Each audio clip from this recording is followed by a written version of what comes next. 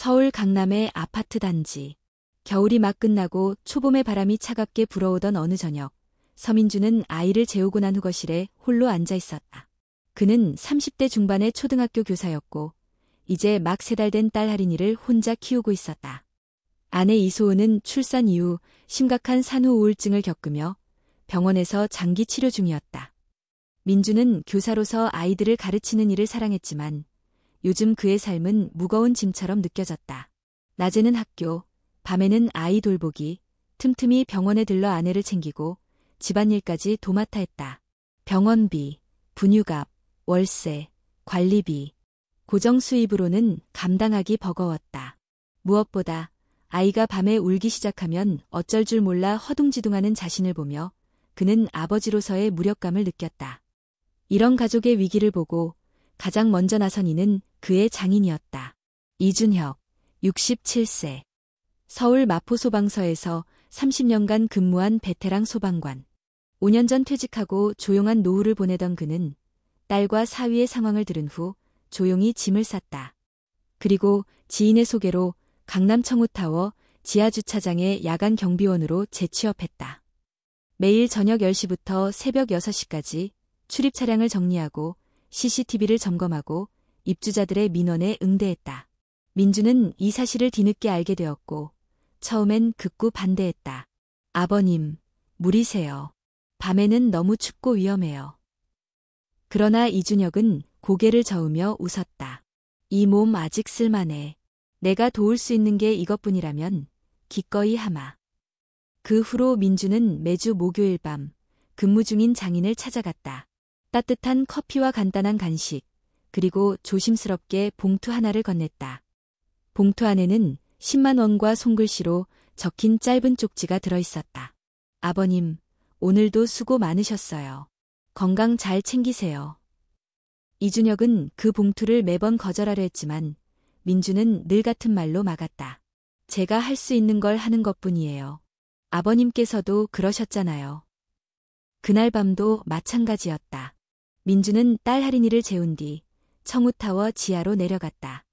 경비실 안에는 형광등 불빛 아래 졸고 있던 이준혁이 있었다. 얼굴엔 피로가 역력했지만 민준을 보자마자 눈을 반짝이며 자리에서 일어섰다. 오늘은 좀 늦었네. 하린이가 늦게 자서요. 아버님, 저녁은 드셨어요? 컵라면 하나로 때웠지 뭐. 그는 익숙한 듯 봉투를 건넸고 장인은 늘 그렇듯 고개를 젓더니 결국 받아들였다. 민주는 잠깐 앉아 대화를 나누다 문득 장인의 어깨 위로 비친 멍 자국을 보았다. 어깨에 그거 무슨 일이에요? 아, 이거. 며칠 전에 차량 진입할 때 기둥에 부딪혔어. 별거 아니야. 말투는 담담했지만 민주는 어딘가 어색함을 느꼈다. 멍의 위치가 너무 높았고 차량 기둥에 부딪히기엔 이상했다. 하지만 그는 더 묻지 않았다. 장인은 눈을 피했고 민주는 그 눈빛에서 말하지 못하는 무엇인가를 읽었다. 며칠 후 청우타워 경비실 안 조용한 새벽. 이준혁은 홀로 앉아 과거를 회상하고 있었다. 불이 난 상가 건물, 타오르는 연기 속에서 마지막까지 사람을 구하던 그날.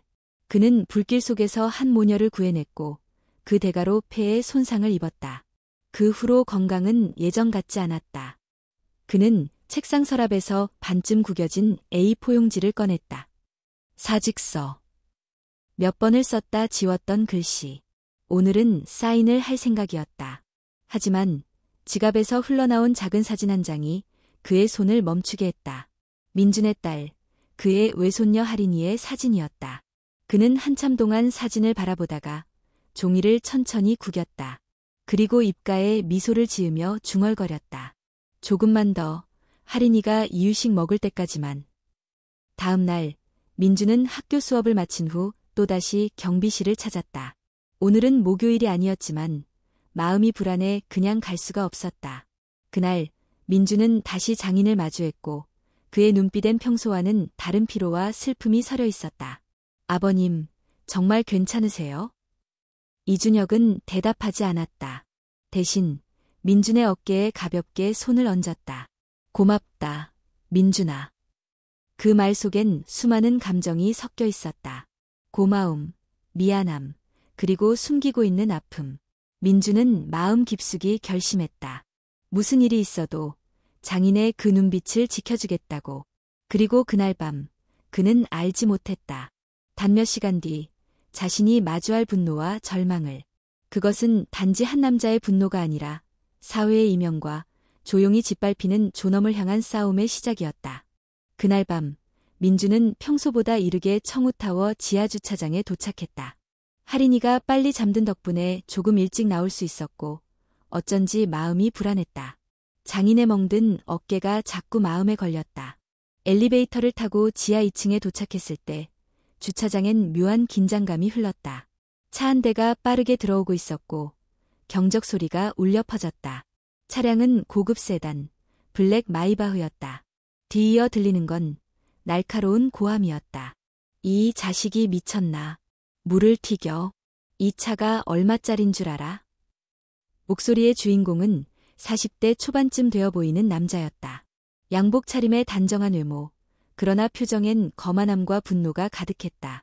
그는 차에서 내리자마자 경비 조끼를 입은 이준혁에게 다가가 손가락질을 했다. 눈이 달렸으면 제대로 좀 봐. 물 청소를 왜 그 타이밍에 해?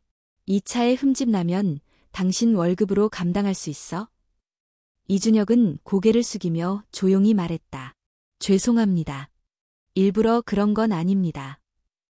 그러나 그 사과는 받아들여지지 않았다. 남자는 더욱 격분했고 갑자기 손을 들어 이준혁의 뺨을 세게 내리쳤다. 찰싸. 주차장에 메아리치는 그 소리는 민준의 심장을 철렁이게 했다. 그는 주저없이 앞으로 달려나갔다. 지금 아버님을 때린 겁니까? 남자는 민준을 쳐다보며 비웃듯 말했다.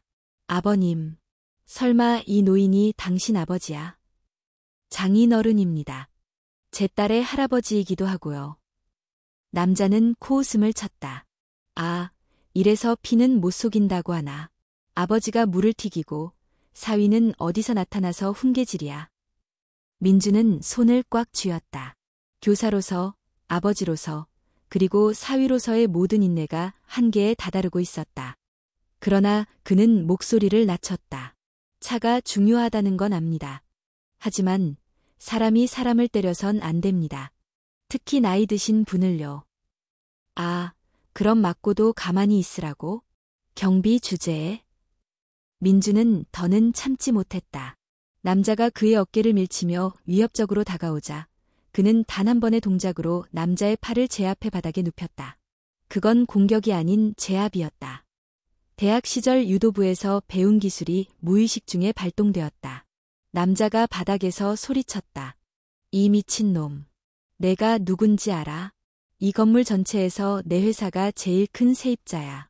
머리 코퍼레이션 대표 강현우라고.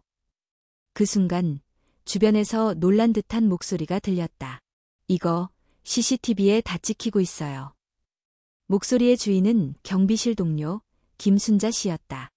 그녀는 지난 2주간 강현우의 폭언과 폭행을 몰래 CCTV로 저장해 오고 있었다. 저 아저씨 계속해서 이준혁 선생님께 막말하고 때리고 있었어요. 저도 참다 더 이상 못 보겠더라고요. 그 자리엔 또 한 명의 목격자가 있었다. 바로 청우타워 내 법무법인 성운의 변호사 정우성. 그는 우연히 지하에 내려왔다가 상황을 목격했고 신분을 밝혔다. 저는 법무법인 성운 소속 정우성 변호사입니다. 현재 상황은 명백한 폭행입니다. 이 상황 그냥 넘어가선 안 됩니다. 강현우는 벌떡 일어나며 정 변호사를 노려봤다. 법무법인. 어디서 주워들은 이름이군. 당신들 이게 어떤 일인지 몰라서 그러는 거야. 난 이 건물의 가장 큰 입주사 대표야. 이따위 꼰대 경비 하나 때문에 내 체면을 구기겠다고? 민준이 다시 말했다. 이건 체면의 문제가 아닙니다. 존엄의 문제입니다. 사람을 때리고 모욕한 건 당신이에요. 정우성 변호사는 조용히 말했다. 오늘 이 자리에서 명확한 증거가 확보되었습니다. 영상도 있고 증인도 있습니다. 추후 법적 조치를 위해 진술서를 준비하겠습니다. 강현우는 여전히 어이없다는 표정을 지으며 자리를 떴다. 그는 떠나기 전 민준에게 중얼거렸다. 기억해. 넌 이제 끝났어. 교사가 사람을 넘어뜨렸다는 소문이 퍼지면 내 커리어는 끝장이야. 그는 그렇게 차를 몰고 사라졌다. 주차장엔 무거운 정적이 흘렀다. 민주는 고개를 돌려 장인을 바라보았다. 그의 뺨은 붉게 부어 있었고 눈엔 분노보다도 슬픔이 고여 있었다. 아버님, 그동안 얼마나 참으신 거예요? 이준혁은 아무 말 없이 고개를 숙였다. 민주는 그의 어깨를 감싸 안았다. 이젠 괜찮아요. 이제는 제가 지킬게요. 이 순간은 단순한 가족 간의 위로가 아니었다. 한 사람이 침묵을 깨고 또 다른 한 사람의 존엄을 지켜내기로 결심한 순간이었다. 그리고 그 선택은 예상치 못한 방향으로 사방에서 파장을 일으키기 시작했다. 그날 밤 이후 민주는 잠을 이룰 수 없었다. 사건이 일어난 직후 정우성 변호사는 경찰에 정식 신고를 접수했고 김순자 경비원은 증인 진술서와 함께 CCTV 영상 파일을 제공했다. 모든 것이 명확해 보였다. 상식적으로 보면 누가 봐도 잘못은 강현우에게 있었다. 하지만 며칠 후 민주는 뜻밖의 전화를 받았다. 소속 학교의 교장에게서였다. 서 선생, 최근에 청우타워에서 폭행 사건에 연루되셨다지요? 피해자가 정식 고소를 했습니다. 피해자요? 그건 제가 아니라. 서 선생, 내용은 저도 들었습니다. 하지만 현재 언론에선 초등학교 교사가 민간인을 폭행했다는 식으로 보도되고 있어요. 학부모들 사이에서도 불안한 이야기가 돌고 있고요. 일단은 진정될 때까지 자택 대기해주세요. 그 순간 민준의 머릿속은 하얘졌다. 언론 기사들을 검색해보니 제목들은 충격적이었다. 교사, 감정 못 이겨 주차장에서 폭력 휘둘러. 명문 초등학교 교사, 노인을 앞세운 갑질 논란. 피해자 강현우 대표, 얼굴 상처 공개. 내가 맞았다 주장. 그는 화가 났다. 그리고 억울했다. 하지만 그보다 더 무서웠던 건 주변 사람들의 침묵이었다. 같은 학교 동료들은 모른 척했고 일부는 뒷말을 돌리기 시작했다. 아무리 사정이 있어도 요즘 세상의 폭력은 안 되지. 하필이면 대상이 제게 인사였다던데. 큰일 나겠어. 민주는 정우성 변호사에게 연락했다. 정 변호사는 차분히 상황을 설명했다. 상대 쪽에서 언론 플레이를 먼저 시작했어요. 고소도 정식으로 접수됐고요. 본인이 피해자라는 입장을 내세우면서 당신을 역고소했습니다. 교직을 흔들려는 의도도 분명해 보이고요. 이게 말이 됩니까? CCTV도 있고 증인도 있는데. 법은 사실보다 프레임 싸움입니다. 지금은 여론이 중요한 시점이에요. 같은 시각 청우타워에서는 또 다른 움직임이 있었다. 건물관리소장 백재영이 김순자에게 다가왔다. 김 씨, 그 영상. 그거 삭제하는 게 좋을 거요. 무슨 말씀이세요? 그건 명백한 증거예요. 그래서 그거 내밀어서 얻는 게 뭔데? 당신 일자리 하나 지키려고 건물 전체와 싸우자는 거야. 강 대표가 나가면 이 건물 공실률 치솟아. 위에서 압박 오고 있어. 김순자는 조용히 대답했다. 전 그냥 틀린 걸 틀렸다고 말하고 싶었을 뿐입니다. 백 소장은 입을 꾹 다물고 돌아섰다. 그는 결국 CCTV 저장 서버의 접근 권한을 제한했다. 며칠 뒤 민주는 딸을 병원에 맡기고 장인을 찾아갔다. 그는 요즘 아무 말도 하지 않고 무표정한 얼굴로 일만 하고 있었다. 예전의 씩씩한 모습은 사라지고 어깨는 축 처져 있었다. 민주는 테이블 위에 놓인 사직서를 발견했다. 종이는 여러 번 접혔다 펴진 흔적이 있었다. 아버님, 이게 뭐예요? 그만두려고. 에요. 내가 일하는 곳 때문에 내가 욕먹고 직장도 잃고 이게 무슨 꼴이냐. 그런 말 마세요. 전 아버님 덕분에 오히려 제 안에 확신을 얻었어요. 그 확신이 너의 인생을 망치면 무슨 소용이 있겠냐. 이 말에 민주는 아무 대답도 하지 못했다. 눈물이 고였다. 며칠 후 민주는 학교에서 공식적으로 징계위원회에 회부되었다. 결과는 무기한 자택 대기. 다시 수업을 맡을 수 있을지 불투명했다. 딸 할인을 품에 안고 조용히 울던 밤, 그는 처음으로 마음이 흔들렸다. 내가 침묵했다면, 그냥 참고 지나갔다면, 지금쯤 평범하게 수업하고 있었겠지. 하지만 이내 그는 자신에게 다시 물었다. 그럼 아버님은? 그 존엄은 누가 지켜? 그날 밤 그는 SNS에 짧은 글을 올렸다. 사진은 붉게 부어오른 장인의 뺨이었다. 글은 이렇게 적혀 있었다. 그는 내 아버지입니다. 나는 그를 지키기로 했습니다. 진실이 왜곡된다 해도 정의는 꺾이지 않습니다.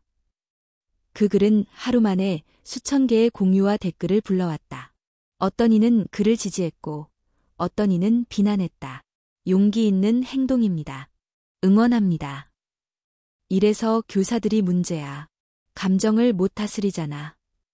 노인을 때린 놈이 따로 있는데 애 교사가 욕을 먹나? 대한민국의 인터넷 여론은 양극으로 갈라졌다. 하지만 그 분열은 곧 더 큰 움직임을 불러왔다. 다음 날 한 통의 전화가 걸려왔다. 발신자는 오래된 이름이었다. 안녕하세요. 혹시 이준혁 씨와 관련된 1999년 신림동 화재 사건에 대해 여쭈어 보고 싶은데요. 그 전화는 이야기를 전혀 다른 방향으로 이끌 서막이었다. 전화는 청우타워의 건물주이자 유일한 상속자인 윤미숙 회장의 비서에게서 온 것이었다. 그녀는 조심스럽게 말을 꺼냈다. 회장님께서 이준혁 경비원님을 직접 뵙고 싶다고 하십니다. 아주 오래전부터 찾고 계시던 분이라고요. 처음에는 민준도 의아했다. 하지만 통화를 이어가며 1999년 신림동 대형 화재 사건에 대한 언급이 나왔을 때 그는 무언가 달라지고 있음을 느꼈다. 그 사건은 당시 전국 뉴스를 뒤덮었던 대형 사고였다. 상가와 주거시설이 결합된 복합 건물에서 일어난 화재로 수십 명의 사상자가 발생했고 그 가운데 살아남은 사람들 중 한 명이 바로 당시 젊은 엄마였던 윤미숙 회장이었다. 그녀는 그날 화염 속에서 딸아이를 품에 안고 구조를 기다렸고 마지막 순간에 달려든 소방대원 한 명에 의해 기적처럼 구출되었다. 그 대원의 이름이 바로 이준혁이었다. 그분이 살아계시단 사실조차 몰랐습니다. 몇 번이나 알아보려고 했지만 은퇴 이후 소식이 끊겨서 이젠 제가 찾아갈 차례인 것 같습니다. 며칠 뒤 윤미숙 회장은 직접 청우타워 지하주차장을 찾았다. 검소한 차림, 조용한 걸음. 하지만 주변의 모든 이들이 그녀의 존재감을 감지할 수 있었다. 경비실 앞에 도착한 그녀는 조심스럽게 문을 두드렸다. 이준혁이 고개를 들어 그녀를 바라봤을 때 두 사람의 시선이 잠시 교차했다. 혹시 기억하실지 모르겠지만 1999년 3월 18일 신림동 화재 사건 당시 딸아이와 함께 구조된 여성이 접니다. 이준혁의 눈이 순간 흔들렸다. 당신이 그 아이 엄마였군요. 윤 회장은 천천히 고개를 끄덕이며 손을 맞잡았다. 그날 이후 당신의 얼굴이 잊히지 않았습니다. 덕분에 저와 제 딸은 지금 이 자리에 있을 수 있습니다. 그녀의 목소리는 떨리고 있었고 눈가에는 눈물이 맺혀 있었다. 그런데 그런 분이 지금 여기서 이런 대우를 받고 계셨다니 전혀 몰랐습니다. 그간 무슨 일이 있었던 겁니까? 민준이 조용히 상황을 설명했고 윤 회장은 모든 것을 들은 후 조용히 말했다. 이 건물은 제 아버지가 남긴 유산이자 제가 평생 간직해온 공간입니다. 그리고 이곳에 당신이 계신다는 사실만으로도 제겐 더없이 소중한 장소가 되었습니다. 그녀는 건물 관리팀과 변호사들을 호출해 강현우 대표와의 임대 계약을 즉시 해지하겠다고 선언했다. 또한 백재영 관리소장에 대해서도 업무 태만 및 은폐 시도로 징계 절차를 시작했다. 다음 날 청우타워 입구에 공지가 붙었다. 머리 코퍼레이션은 계약 해지로 인해 30일 내 철수 예정. 세보안 관리 책임자로 이준혁 임명. 경비 근무 환경 및 복지 강화 예정. 입주자들은 처음엔 놀라워했지만 윤 회장의 설명과 함께 25년 전의 구조 이야기가 언론에 보도되자 반응은 빠르게 바뀌었다. 온라인 기사 제목은 이랬다. 25년 전 목숨을 구한 소방관. 지금은 주차장에서 모욕. 노인을 지킨 사위.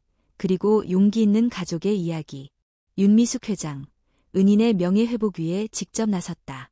한편 정우성 변호사는 강현우에 대한 형사고소 절차를 정식 진행했다. 증거 영상, 증인 진술, 그리고 언론의 관심이 더해져 사건은 빠르게 수사선상에 올랐다. 검찰은 강현우를 폭행, 명예훼손, 허위사실 유포에 의한 업무방해 등의 혐의로 기소했고 법원은 그에 대해 구속수사를 명령했다. 강현우는 기자들 앞에서 말없이 고개를 숙이고 호송차에 탑승했다. 그가 입을 열었을 때는 자신이 감정적으로 실수했다. 공격당해 방어하다 우발적으로 나온 행동이라고 주장했지만 이미 여론은 등을 돌린 상태였다. 그날 밤 이준혁은 민중과 함께 경비실에 앉아 조용히 라디오를 들었다. 할인이의 사진이 벽에 붙어 있었고 작은 전기 히터가 방을 따뜻하게 덮이고 있었다. 민준아. 네, 아버님. 고맙다. 내가 아니었으면 난 여전히 침묵 속에 있었을 거야. 아버님이 계셔서 제가 배운 겁니다. 어른이란 어떤 상황에서도 자신의 자리를 지키는 사람이라는 거요. 그 말에 이준혁은 고개를 돌려 창밖을 바라보았다. 그의 눈에는 다시 불꽃이 있었다. 예전처럼 강한 눈빛은 아니었지만 한때 꺼졌던 존엄의 불씨가 다시 살아나는 듯했다. 며칠 뒤 윤미숙 회장은 정식 기자회견을 열었다. 이준혁님은 저의 생명의 은인이십니다. 그의 명예가 훼손된 일에 책임감을 느끼며 청우타워의 운영 철학을 다시 세우고자 합니다. 앞으로 그분의 이름을 딴 장학재단을 설립할 예정이며 현장에서 묵묵히 일하시는 분들을 위한 복지사업도 함께 추진하겠습니다. 장학재단의 이름은 이준혁 재단으로 결정되었다. 이 모든 변화는 단 한 사람의 작은 외침에서 시작되었다. 단지 아버지를 지키고자 했던 사위의 용기, 그리고 25년 전 화염 속에서 사람을 구하고도 잊혀졌던 한 남자의 존재가 지금 세상을 다시 움직이고 있었다. 하지만 이야기는 아직 끝나지 않았다. 진짜 정의는 법정에서 판가름 날 것이고 민준의 교사로서의 삶도 아직 불확실했다. 다만 확실한 것은 하나였다.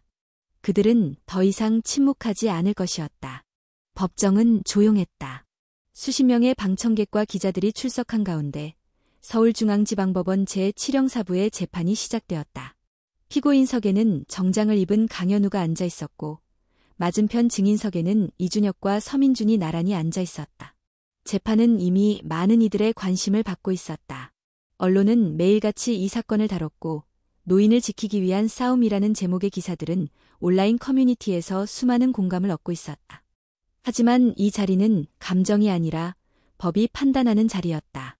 검사는 먼저 CCTV 영상과 증인 진술, 온라인 허위 인터뷰 기록 등을 제시하며 피고인의 유죄를 주장했다.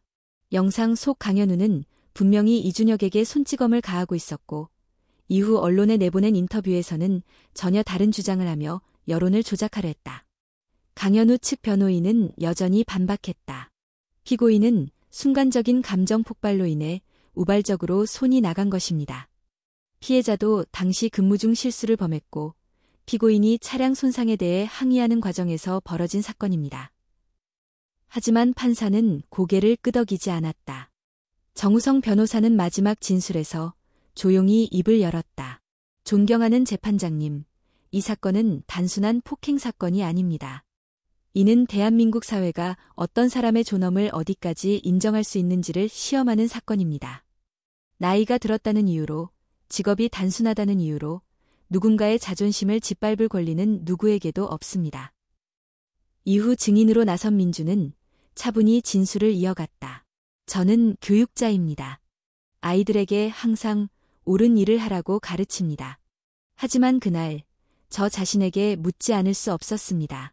내가 정말 옳은 일을 하고 있는가? 아버님은 내 딸의 할아버지이자 내 삶의 큰 어른입니다. 그런 분이 반복적으로 모욕을 당하는 모습을 보면서도 내가 침묵했다면 그것이야말로 가장 큰 폭력이었을 것입니다. 법정은 순간 정적에 휩싸였다. 그 후 마지막으로 이준혁이 천천히 증인석에 섰다. 그의 목소리는 거칠었지만 단단했다. 난 평생을 사람을 살리는 일에 썼습니다. 불길 속에서 뛰어들었고 위험을 무릅쓰고 생명을 지켰습니다. 그때는 누구도 내게 당신은 경비원이니 존중받을 자격이 없다고 말하지 않았습니다. 그런데 은퇴하고 나니 세상은 날 그냥 노인으로, 잡일하는 사람으로 대하더군요. 그는 잠시 말을 멈추고 방청석에 앉아있는 민준을 바라봤다. 내게 다시 사람으로서의 존엄을 느끼게 해준 사람은 내 사위였습니다. 그는 침묵하지 않았고 덕분에 나도 다시 말할 수 있게 되었습니다. 그날의 재판은 오후 늦게 끝이 났다. 판사는 결론을 내리며 말했다. 피고인은 피해자를 반복적으로 모욕하고 신체적 폭행을 가했으며 이후 언론과 온라인을 통해 허위 사실을 유포하여 피해자의 명예를 훼손했습니다. 또한 사건 이후 피해자의 가족에게도 2차 피해를 입혔습니다.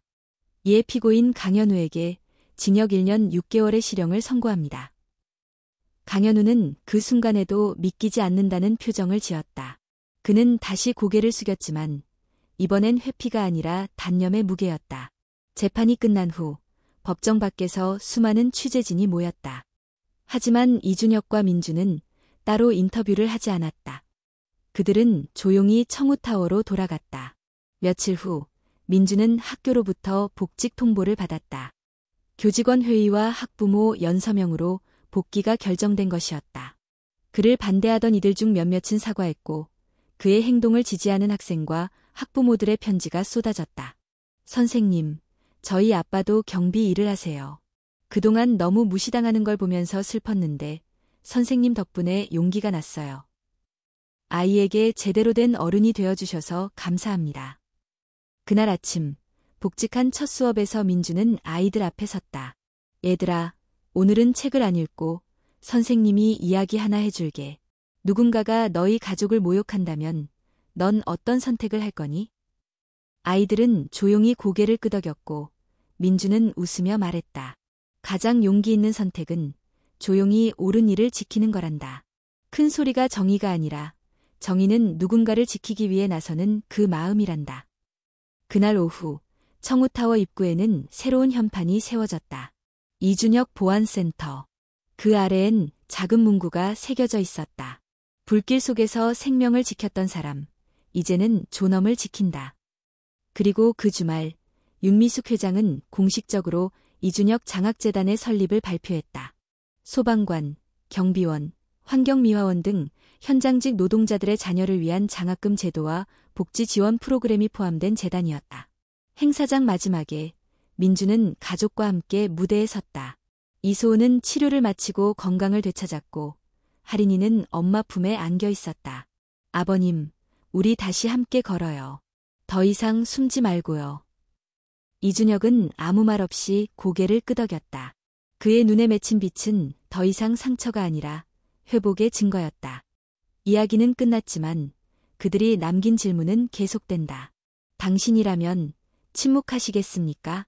아니면 누군가의 존엄을 위해 한 걸음 나아가시겠습니까?